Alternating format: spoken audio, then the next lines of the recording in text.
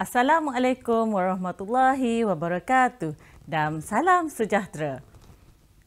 Bersua kita dalam rancangan Kelantan Ikhlas. Pada slot kali ini bersama saya Cikgu Siti Fauziah binti Nur, Guru Pendidikan Seni Visual dari Sekolah Menengah Sains Tengku Muhammad Faris Petra. Pada slot kali ini, Cikgu akan menerangkan tentang seni halus tingkatan 2.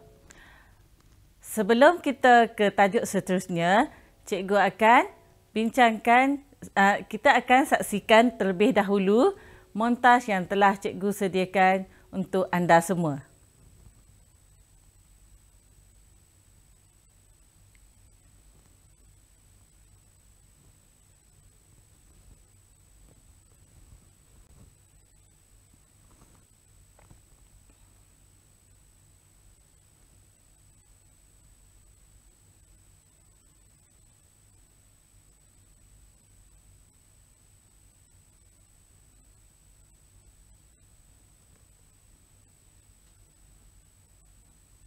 Video tadi menunjukkan tentang seni cetakan koligraf.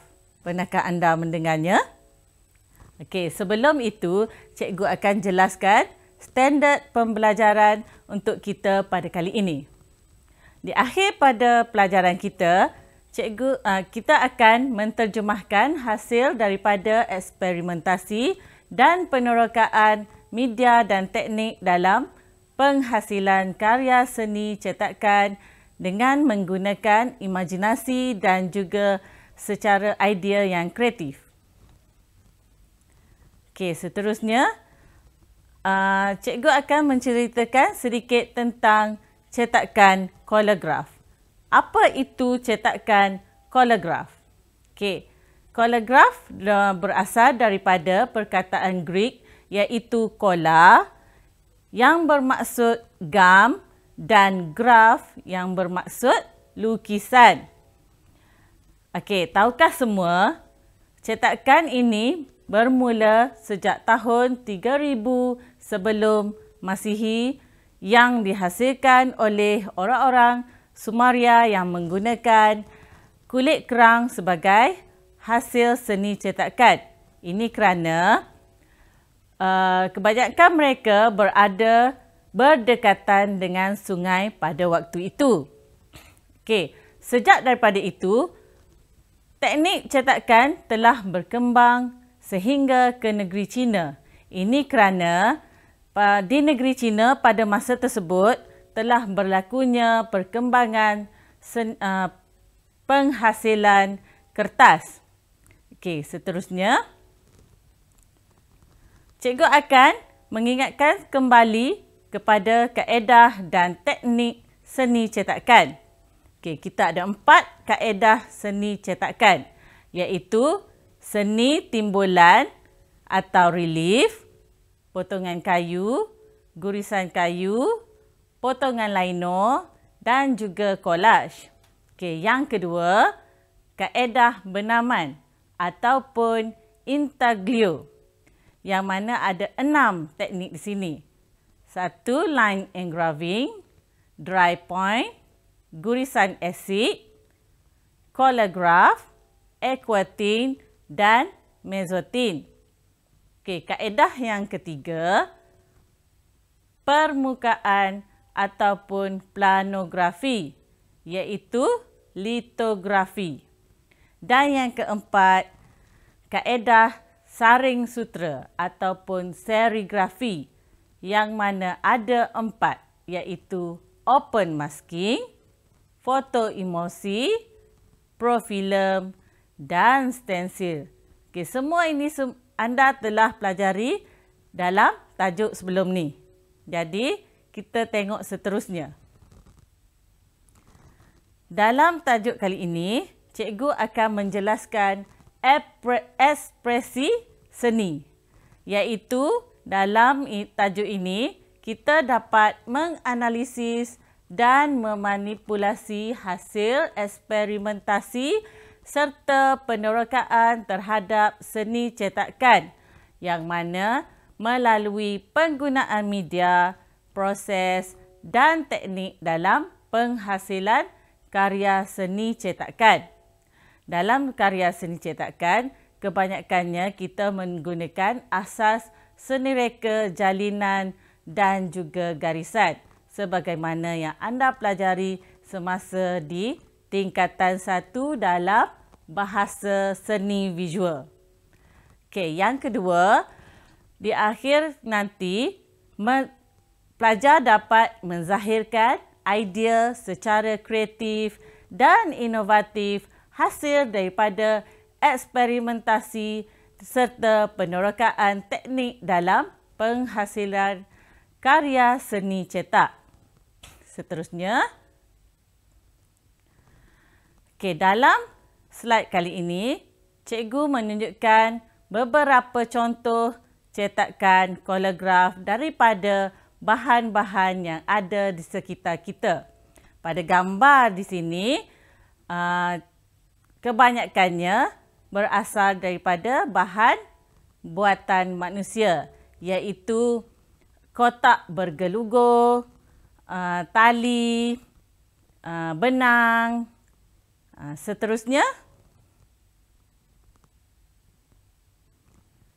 Seterusnya ini gambar menunjukkan bahan daripada alam semula jadi, iaitu daun-daun yang mempunyai jalinan sentuh. Seterusnya, di sini terdapat pelbagai bahan yang berjalinan, iaitu tali, plaster Paris, batu-batuan kecil dan juga kertas tebal. Di situ dapat gambar di sebelah tu menunjukkan kesan hasil daripada cetakan yang cikgu beri contoh ni. Seterusnya, contoh yang ini daripada bahan semula jadi, iaitu rumput-rumput kecil dan juga dedaun kering.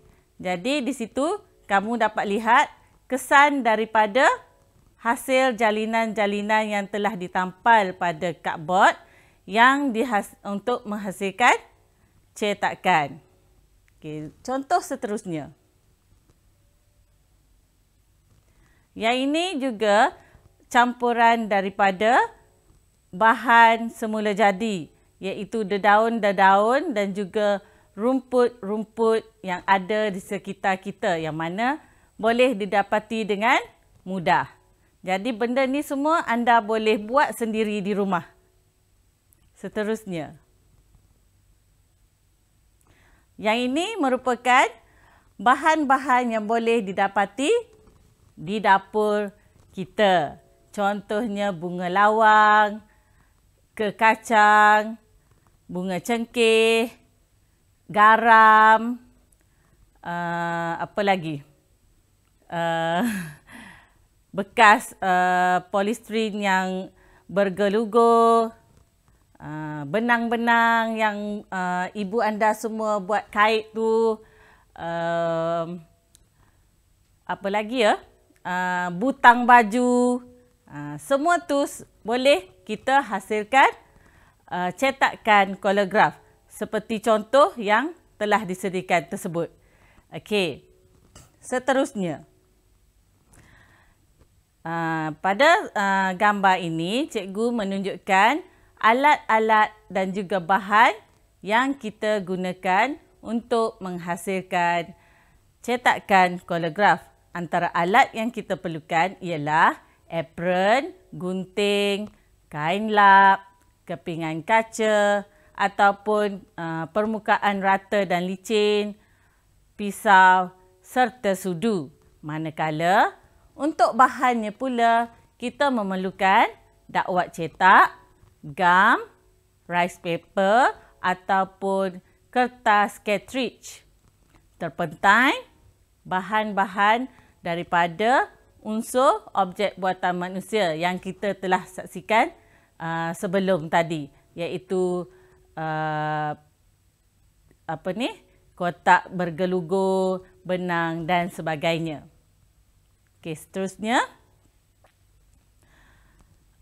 cikgu akan menunjukkan contoh serta cara penghasilan karya seni cetakan timbulan dengan menggunakan teknik collage. Sebagaimana yang dilihat pada gambar, gambar tersebut menunjukkan beberapa bahan yang perlu kita gunakan dan proses menyediakan blok cetakan collage adalah secara bas relief. Okey, yang kedua, bahan-bahan tersebut agak nipis untuk membentuk blok collage. Jadi proses menampar perlu bersifat bas relief, iaitu timbulan rendah supaya semua hasil tampalan tu sama rata dan memudahkan proses menggelik dakwat di atasnya. Okey, proses seterusnya menyediakan alat dan bahan untuk proses mendakwat, iaitu blok cetakan, dakwat dan juga terpentain. Seterusnya, dalam proses yang keempat ini ialah proses mendakwat ke atas blok collage, sama ada menyapu dakwat ke atas blok tersebut dengan menggunakan berus ataupun menggunakan penggelik dakwat ke atas blok. Jadi untuk memudahkan kita menghasilkan cetakan yang rata, iaitu dakwat yang rata, kita haruslah menggunakan penggelik untuk menghasilkan kesan yang terbaik pada hasil cetakan kita. Okey, seterusnya, selepas gelikkan dakwat ke atas blok yang kita buat, hasil tersebut perlu diterapkan dengan rice paper ataupun kertas cartridge. Tapi jika di rumah kita tidak ada rice paper kan, anda boleh menggunakan kertas lukisan. Jadi kertas lukisan tersebut akan diletakkan di atas blok cetakan dan setelah itu gosokkan bahagian belakang dengan menggunakan sudu ataupun senduk. Ini kerana untuk meratakan dakwat di atas kertas supaya dakwat tersebut memberikan kesan yang menarik dan yang sempurna kesan cetakannya. Jadi anda boleh lihat pada gambar seterusnya hasil daripada kesan cetakan tersebut. Okey, setelah digosokkan dengan sudu, angkat kertas di atas blok dan anda boleh melihat hasil karya anda dengan cantik dan jelas. Okey, yang ketujuh, letakkan label pada hasil karya seni anda dengan menggunakan pensel serta menggunakan mounting board sebagai pemidang tertingkap sebelum dibingkaikan. Seterusnya, hasil yang telah siap dibingkaikan. Okey, anda perlu ingat ya, sebab hasil cetakan dia perlu ada edisi, nama pencetak dan juga tajuk hasil cetakan kita. Okey, anda tahu di mana perlu letak? Tak tahu kan? Okey, yang di sebelah kiri sekali ialah hasil edisi cetakan yang kita buat, iaitu sama ada satu ataupun dua daripada beberapa cetakan yang kita buat. Contohnya, cikgu buat 5 cetakan. Jadi, cetakan yang pertama perlu dibuat 1/5. Maknanya di situ karya yang pertama daripada 5 hasil cetakan. Okey, boleh faham? Yang kedua, tajuk. Di mana kita perlu meletakkan tajuk tersebut? Kanan ataupun tengah? Okey. Tajuk perlu diletakkan di tengah-tengah. Yang paling kanan sekali ialah nama pengkarya. Jadi, boleh jelas di situ? Okey. Seterusnya, cikgu akan menunjukkan salah satu video yang menunjuk contoh penghasilan cetakan koligraf mengikut proses yang betul. Kita saksikan.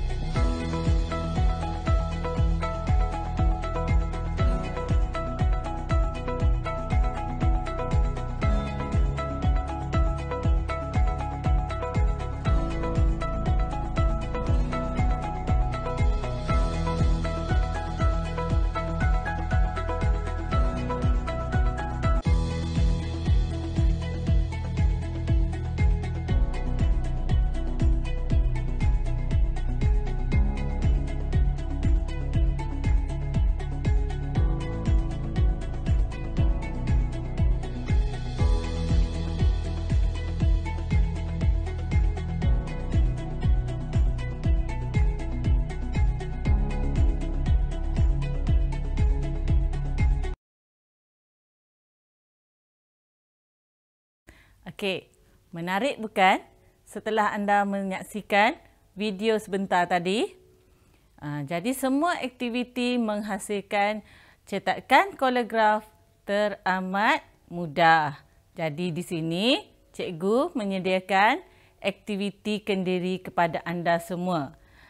Antara bahan-bahan yang untuk kali ini ialah kanji, gam PVA, shellac, cardboard.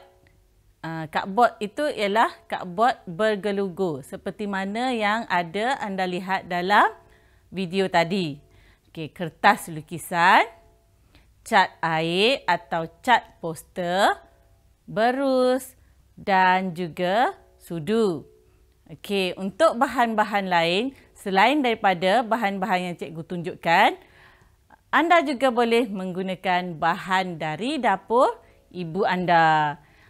Antaranya ialah bunga cengkeh, bunga lawang, kayu manis, kekacang dan juga bahan-bahan lain yang mempunyai jalinan. Selain daripada itu, anda juga boleh meneroka di sekitar rumah kita, iaitu adanya daun-daun kering yang berjalinan, kulit kayu, kulit telur dan juga pepasir ataupun batu-batu yang halus. Yang mana semua bahan-bahan tersebut boleh anda olah untuk dijadikan cetakan koligraf. Okey. Jadi, cikgu harap semua dapat membincangkan aktiviti ini bersama dengan guru anda masing-masing. Itulah sedikit apa yang cikgu boleh jelaskan tentang tajuk cetakan koligraf. Semoga anda semua dilindungi dan dirahmati Allah Subhanahu Wa Taala dan kita berjumpa lagi dalam rancangan akan datang. Sekian, terima kasih. Selamat mencuba.